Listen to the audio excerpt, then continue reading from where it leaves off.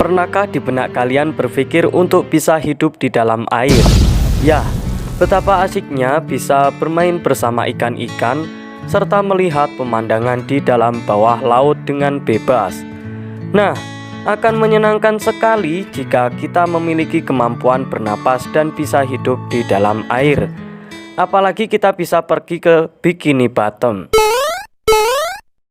dan bertemu makhluk-makhluk konyol ini. Nah, untuk bisa hidup di dalam air, salah satunya tentu kita membutuhkan alat bantu untuk bernapas di dalam air atau insang untuk manusia. Nah, namun yang jadi pertanyaan besarnya, apakah dengan insang kita bisa hidup bebas di semua wilayah perairan? Nah, berikut jawabannya.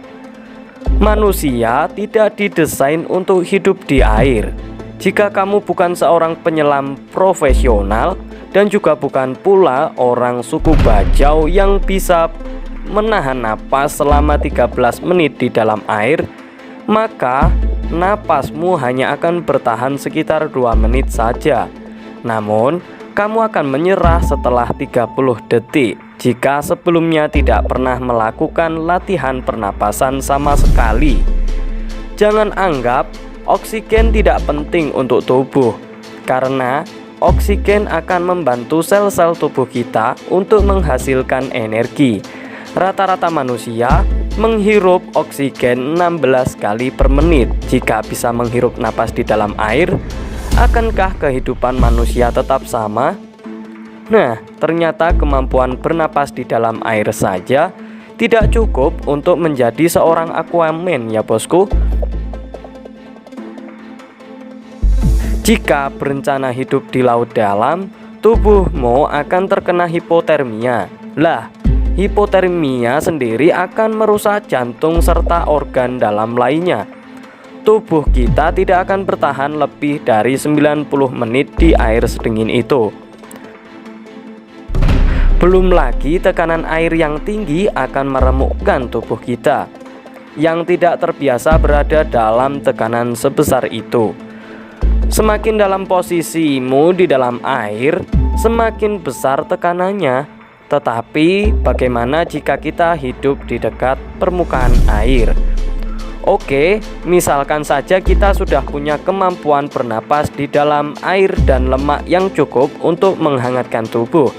Namun, sayangnya itu belum cukup.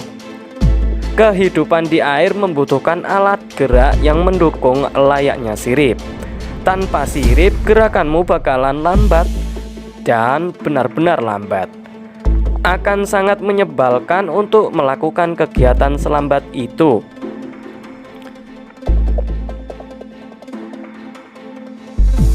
Baiklah, anggap saja kamu udah bisa bikin sirip dari tutorial YouTube maupun Google. Tapi tetap saja, manusia itu tidak dibuat untuk melihat di dalam air. Kamu hanya akan melihat pemandangan buram yang jauh dari kata indah. Tentu saja itu tambah menyulitkan kehidupan di bawah air yang kelihatannya menyenangkan. Nah, belum lagi kita tahu bahwa manusia itu adalah makhluk sosial yang harus berkomunikasi dengan manusia lain. Dengan hidup di dalam air, hal itu pastinya akan terhambat.